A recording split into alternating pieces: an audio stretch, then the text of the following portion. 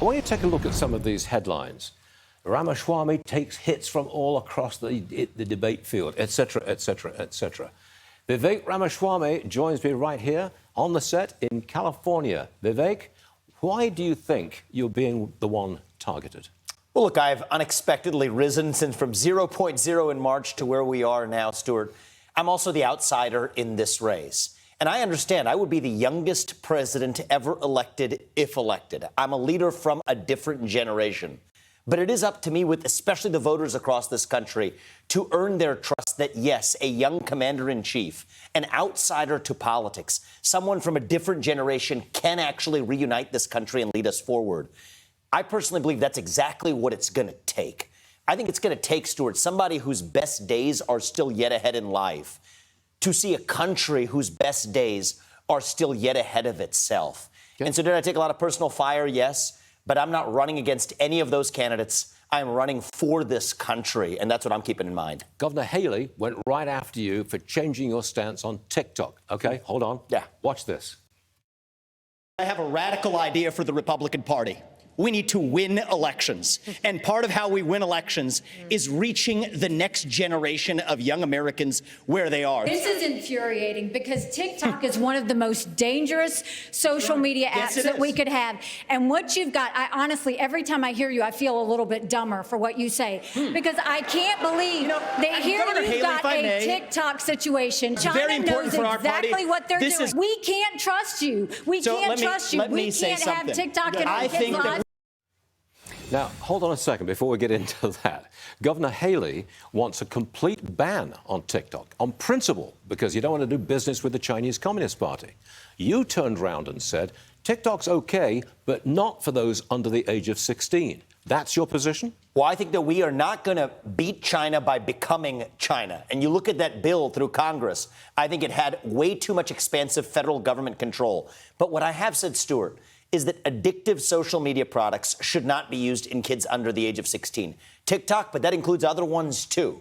We have to say that kids aren't the same as adults. And if you can't smoke an addictive cigarette by the age of 18, you shouldn't be using an addictive social media app under the age of 16 either. But we have to be level-headed about this. But if you're nobody's harder line on China and taking declaring independence than me. But we have to win to do this. The social media genie is out of the bottle. Stopping youngsters under the age of 16 from having anything to do with it, that's almost impossible.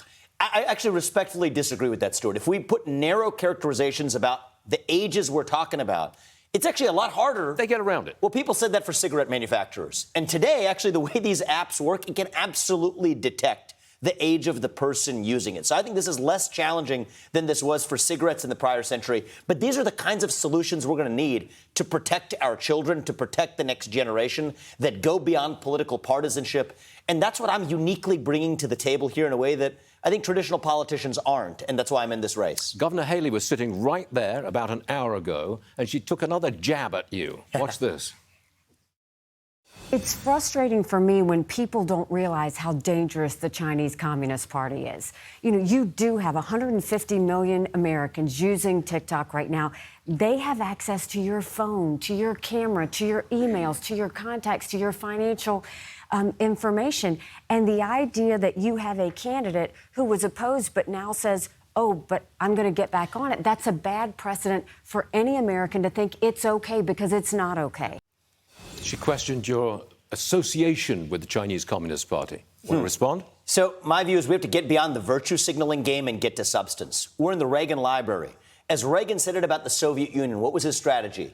We win, they lose. That's my strategy for communist China. We win, they lose. We have to get serious about declaring true economic dependence from China. It's not one social media app. It's our defense industrial base. It is our pharmaceutical supply chain, semiconductor supply chain, declaring independence from the climate cult that shackles the United States while leaving China untouched.